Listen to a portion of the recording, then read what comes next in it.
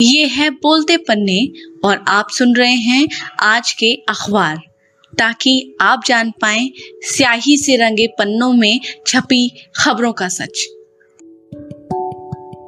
UCC को लेकर चर्चा का दौर जारी है, लेकिन इस बहस में अपनी अपनी प्रतिक्रियाएं देने से पहले आपको यह जान लेना ज़रूरी है कि आखिर ये मांग हाल में क्यों और किस तरह उठी। साथ ही यह भी कि यूसीसी पर अब तक के बड़े राजनीतिक घटनाक्रम क्या हैं। आज के अखबार को आप सभी पॉडकास्ट में सुनेंगे, जिसमें इंडियन एक्सप्रेस के हवाले से जानकारी दी जाएगी कि अब तक इस मामले में क्या क्या हो चुका है। इस अखबार ने लगभग हर दिन यूसीसी से जुड़े घटनाक्रमों को कवर किया है। चलिए शुरू करते हैं। नमस्कार, मैं हूं शिवांगी। मध्य प्रदेश में हुए बीजेपी यूथ वर्कर कार्यक्रम के दौरान पीएम मोदी ने समान नागरिक संहिता को लेकर बयान दिया। यह पहला पब्लिक इवेंट था जिसमें पीएम इस विषय पर बोले थे। तारीख थी 27 जून 2023। रोचक बात यह है कि यूसीसी को लेकर जो कुछ भी कहा गया वह एक सवाल के जवाब में था, जो एक कार्यकर्ता ने मोदी से पूछा था। सवाल था कि मुस्लिम समुदाय के बीच 3 तलाक और समान नागरिक संहिता को लेकर जो अवधारणाएं हैं उन्हें कैसे सही किया जाए। इसके जवाब में मोदी ने कहा कि आज हम देख रहे हैं समान नागरिक संहिता के नाम पर मुसलमानों को भड़काया जा रहा है। अगर एक घर में एक व्यक्ति के लिए अलग नियम हो और दूसरे के लिए अलग, तो ये घर कैसे चल पाएगा। उन्होंने कहा कि हमें याद रखना चाहिए कि भारतीय संविधान सभी नागरिकों के लिए समान अधिकार की बात करता है। साथ ही पीएम मोदी ने यह भी कहा कि सर्वोच्च अदालत बार बार डंडा मारती है कि कॉमन सिविल कोड लाया जाए, लेकिन वोट की राजनीति करने वालों के चलते मुस्लिम समुदाय को कठिनाई झेलनी पड़ रही है। अब दिन आता है 28 जून का। All India Muslim personal law board ने मोदी के यूसीसी पर दिए गए बयान के ठीक अगले दिन बैठक की और कहा कि ये एक राजनीतिक पैंतरा है। AIMPLB यानी all India Muslim personal law board के एग्जीक्यूटिव कमेटी के सदस्य कासिम रसूल ने कहा कि हमने 2016 में विधि आयोग के सामने यूसीसी को लेकर फीडबैक दिया था, जिस पर आयोग ने 2 साल के बाद 2018 में प्रतिक्रिया दी। यूसीसी पर दिए गए फीडबैक में विधि आयोग से कहा गया था कि इसे कम से कम अगले 10 साल तक और न लाया जाए। रसूल ने यह भी कहा कि इस बार विधि आयोग ने यूसीसी पर जिस तरह सार्वजनिक प्रतिक्रियाएं मांगी हैं वे स्पष्ट नहीं हैं। पिछली बार आयोग ने स्पष्ट प्रश्न पूछे थे, जिस पर बोर्ड ने अपनी प्रतिक्रियाएं दाखिल कर दी थीं। साथ ही बोर्ड ने यह भी कहा कि यूसीसी पर लॉ कमीशन की ओर से जारी किया गया पब्लिक नोटिस एक तरीका है जिससे साल 2024 के आम चुनाव में बीजेपी को फ़ायदा पहुंचाया जा सके। यहाँ यह बात याद रखने की है कि रसूल ने इनकार किया कि बोर्ड की यह बैठक पीएम के यूसीसी पर दिए बयान के अगले दिन इमरजेंसी में रखी गई, बल्कि उनका कहना है कि यह पहले से शेड्यूल थी। इसमें चर्चा की जानी थी कि इस बार मांगे गए फीडबैक पर बोर्ड क्या रिस्पॉन्स करेगा। बोर्ड फीडबैक से जुड़ी अपनी रिपोर्ट विधि आयोग को 1 जुलाई को सौंप देगा। ठीक इसी दिन एक बड़ा राजनीतिक डेवलपमेंट केरल में हुआ, जहां केरल के मुख्य विपक्षी दल कांग्रेस के सहयोगी इंडियन यूनियन मुस्लिम लीग ने एक बयान जारी करके यूसीसी को किसी भी कीमत पर लागू नहीं किए जाने की बात कही। दल ने कहा कि वह राजनीतिक और कानूनी तरीके से भी लड़ाई लड़ेगा, जबकि कांग्रेस ने इस दिन तक अपना स्टैंड रखा कि जब तक बीजेपी इस पर एक डिटेल्ड ड्राफ्ट नहीं लेके आती, तब तक कांग्रेस अपना कोई भी पक्ष यूसीसी पर स्पष्ट नहीं कर सकेगा। यानी कांग्रेस ने वेट एंड वॉच का रुख अख्तियार किया हुआ है। इंडियन एक्सप्रेस अखबार ने अपने 1 जुलाई के अंक में लिखा कि उत्तराखंड सरकार की ओर से बनाया जा रहा यूसीसी ड्राफ्ट लगभग बनकर तैयार हो गया है। अखबार ने अपने सूत्रों के हवाले से लिखा कि जुलाई के अंत तक विशेषज्ञ समिति अपनी रिपोर्ट व यूसीसी कानून का मसौदा राज्य सरकार को सौंप सकती है। साथ ही अखबार ने यह भी लिखा कि आने वाले समय में यह मसौदा केंद्र सरकार की ओर से तैयार किए जाने वाले यूसीसी कानून की रूपरेखा बनाने में उपयोग किया जा सकता है। यह मसौदा तैयार करने के लिए मई 2022 में कमेटी बनाई गई थी, जिसमें 2.5 लाख लोगों से बात की गई। ये आम नागरिक हैं। इंडियन एक्सप्रेस के अनुसार इस बातचीत में अलग अलग समुदाय के लोगों की कुछ मांगें एक समान निकल कर आईं, जिसमें बहुविवाह, जनसंख्या नियंत्रण, लड़की की शादी की उम्र बढ़ाकर 21 वर्ष करने की मांग, संपत्ति के समान अधिकार और लिव इन रिश्ते की घोषणा से जुड़ी मांग प्रमुख है। यहाँ खास बात यह है कि यह मसौदा लिव इन रिश्तों की शुरुआत की घोषणा और अगर रिश्ता खत्म हो जाए तो उसकी भी घोषणा को अनिवार्य करने की शर्त शामिल करता है। साथ ही LGBTQ समुदाय के अधिकारों को लेकर भी कई राय सामने आई हैं, लेकिन कमेटी ने अभी तक इस पर फैसला नहीं लिया है क्योंकि वह सुप्रीम कोर्ट के उस फैसले का इंतजार कर रही है जिसमें समलैंगिकों के विवाह से जुड़ी याचिका पर अदालत ने फैसला सुरक्षित रखा हुआ है। साथ ही यह भी कहा गया कि मुस्लिम महिलाओं की मांग के बाद बहुविवाह इद्दत हलाला को भी बैन करने से जुड़ा नियम भी मसौदे में रखा गया है। अब सवाल उठता है कि आखिर इस मसौदे में ऐसा क्या है कि इसका उपयोग भारत सरकार अपने UCC बिल के टेम्पलेट के लिए कर सकती है। असल में 1.2 करोड़ आबादी वाले राज्य में राज्य सरकार की समिति ने 20 करोड़ परिवारों से UCC पर बातचीत की है। इस बड़े सैंपल साइज के चलते इस ड्राफ्ट का उपयोग केंद्र सरकार कर सकती है। 3 जुलाई को हुई कुछ प्रमुख गतिविधियों की बात करें तो आदिवासियों के लिए समान नागरिक संहिता की उपयुक्तता से जुड़ा सवाल सरकार के सामने आया।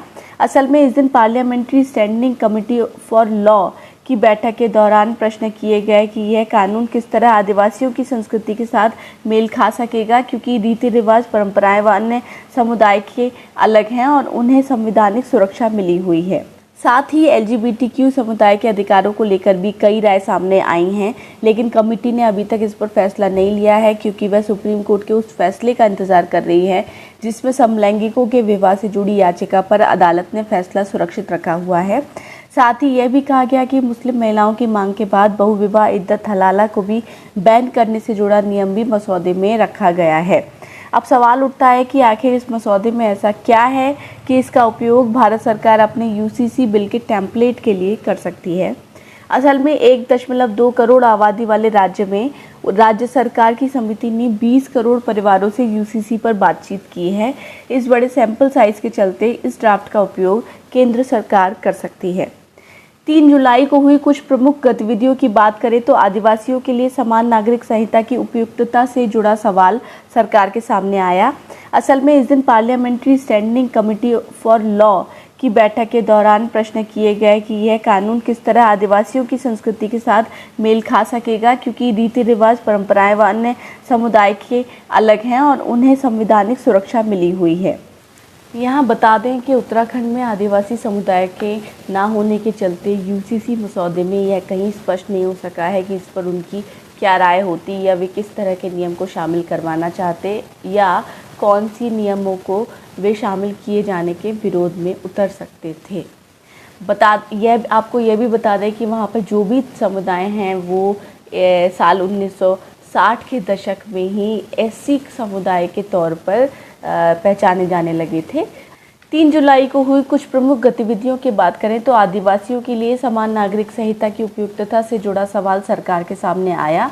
असल में इस दिन parliamentary standing committee of law की बैठक के दौरान प्रश्न किए गए कि यह कानून किस तरह आदिवासियों की संस्कृति के साथ मेल खा सकेगा क्योंकि उनकी रीति रिवाज व परंपराएं अन्य समुदायों से अलग हैं और उन्हें इसके लिए संवैधानिक सुरक्षा मिली हुई है। संसदीय स्टैंडिंग कमेटी की 3 जुलाई को हुई बैठक में UCC पर विधि आयोग, कानून मामलों के विभाग और विधायी विभाग का पक्ष जाना गया। इस मीटिंग में BJP, Congress, DMK, BSP, Shiv Sena मौजूद रहे। मीटिंग में कांग्रेस के सांसद ने UCC से जुड़े सवाल उठाए। DMK ने इसको लागू करने की योजना का पूरी तरह विरोध किया। साथ ही संसदीय कमेटी के प्रमुख सुशील मोदी को सौंपे गए नोटिस को इन दोनों ही सांसदों ने ट्विटर पर भी शेयर किया। वहीं BSP ने UCC का समर्थन करते हुए बयान जारी किया कि BR अम्बेडकर भी इसके समर्थन में थे, लेकिन इसे लागू करने में किसी भी तरह की जल्दबाजी नहीं की जानी चाहिए। शिवसेना ने भी इस बात का समर्थन किया और जोड़ा कि केंद्र को यह कानून चुनावी लाभ लेने की मानसिकता से नहीं लाना चाहिए। जहां दो दलों ने अपना पक्ष स्पष्ट कर दिया है, वहीं विपक्षी दल कांग्रेस ने अब तक वेट एंड वॉच का रुख अख्तियार किया हुआ था। लेकिन केरल में राजनीति बहुत तेजी से बदली, जिसने केरल कांग्रेस को आगे आकर UCC का खुला विरोध करने पर मजबूर कर दिया। यहाँ कांग्रेस गठबंधन के दल all India Muslim union league ने मोदी का बयान आने के अगले दिन ही इसका विरोध कर दिया था, लेकिन कांग्रेस के राष्ट्रीय नेतृत्व ने कहा था कि पहले बीजेपी बिल की डिटेल लेकर आए और तब कांग्रेस इस पर अपना पक्ष स्पष्ट करेगी। लेकिन केरल की सत्ताधारी दल सीपीआईएम ने यूसीसी के खिलाफ विरोध जाहिर करते हुए राज्य में जगह जगह सेमिनार कराने की घोषणा कर दी है। तब कांग्रेस की केरल शाखा ने घोषणा की है कि वह यूसीसी के खिलाफ प्रदर्शन शुरू करेगी। 4 जुलाई को यूसीसी को लेकर 2 बड़े बयान आए, जिसमें आप के नेता व पंजाब के सीएम भगवंत मान ने पार्टी लाइन से अलग जाते हुए यूसीसी का विरोध किया।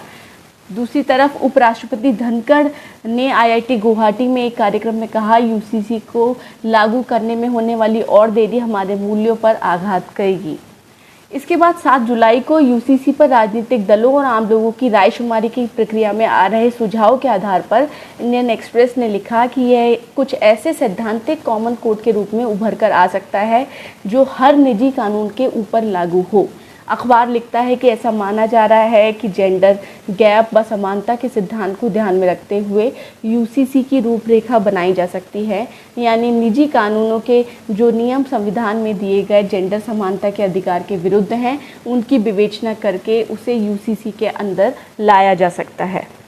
11 जून के अखबार में इंडियन एक्सप्रेस लिखता है कि जमीयत उलेमा हिंद, जो मुस्लिम समुदाय का एक बड़ा संगठन है, इसने यूसीसी पर अपना फीडबैक विधि आयोग के सामने जमा करते हुए कहा कि इसको लागू करने के बाद देश की जो विविधतावादी संस्कृति है उसको बड़ा आघात होगा और ये बहुत साल पीछे चली जाएगी।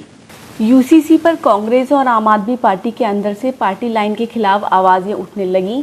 भगवंत सिंह मान के यूसीसी के विरोध के बाद आप के गुजरात शाखा के आदिवासी नेता ने अरविंद केजरीवाल को पत्र लिखकर अपना इस्तीफा दे दिया। इस पत्र में नेता ने कहा कि केंद्र को सैद्धांतिक समर्थन देने से पता लगता है कि आप आम आदिवासियों के अधिकारों की चिंता नहीं करती। दूसरी ओर केरल कांग्रेस को थोड़ी राहत की सांस तब मिली जब उसके सहयोगी दल इंडियन मुस्लिम यूनियन लीग ने यूसीसी के खिलाफ सत्ता दल सीपीआई की ओर से आयोजित किए जा रहे सेमिनारों में शामिल होने के फैसले को वापस ले लिया। यूसीसी को लेकर तमाम राजनीतिक उठापटक के बाद अब बात करते हैं कि इसको लेकर आम आदमी किस तरह की राय बनाए। देश के एक नामी पॉलिटिकल पत्रकार नीरजा चौधरी ने इस पर जो कुछ कहा है वो जानने योग्य है। इंडियन एक्सप्रेस के लिए लिखे गए कॉलम में वे लिखती हैं कि 2024 में जीतने के बाद मोदी सरकार यूसीसी बिल लाकर आरएसएस के प्रमुख एजेंडे को पूरा कर सकती है। ये ठीक उसी तरह होगा जिस तरह साल 2019 में जीत के बाद मोदी सरकार ने अनुच्छेद 370 को हटा दिया था और इससे पहले राम मंदिर के मामले पर फैसला आने के बाद मंदिर निर्माण की प्रक्रिया तो शुरू हो ही चुकी है। ध्यान रहे कि साल 2025 में आरएसएस की स्थापना को 100 साल पूरे होने वाले हैं और इससे पहले सरकार इसके कोर एजेंडे को पूरा कर देना चाहती है। नीरजा ने मशहूर शाहबानो केस का संदर्भ देते हुए कहा कि उस दौर में भी सबसे अधिक यही तर्क दिया जाता था कि धर्म के अंदर से ही बदलाव की आवाज़ आनी चाहिए, ना कि किसी भी समुदाय पर एक समान कानून थोप दिए जाएं। वे कहती हैं कि यह भी एक तथ्य है कि मुस्लिम समुदाय के बीच से आज तक बदलाव की कोई आवाज़ उठी ही नहीं। पत्रकार नीरजा का कहना है कि इस कानून को लागू करना किसी भी सरकार के लिए जटिल होगा और उस सरकार के लिए यह और भी जटिल होगा जो खुलेआम हिंदुओं के हक को सुरक्षित रखने की बात करती हो। ऐसे में अल्पसंख्यकों का इस मामले में घबराना स्वाभाविक है। उनका कहना है यूसीसी लागू करना अपेक्षित तो है, लेकिन सरकार को उनके साथ बातचीत करके पूर्व योजना बनाकर इसे आगे बढ़ाना चाहिए। हालांकि जिस तरह आम चुनाव के लिए बिगुल बजने लगा है, ऐसे कानून को लागू करने की बात करने के मुकाबले कहने में ही आसान लगती है।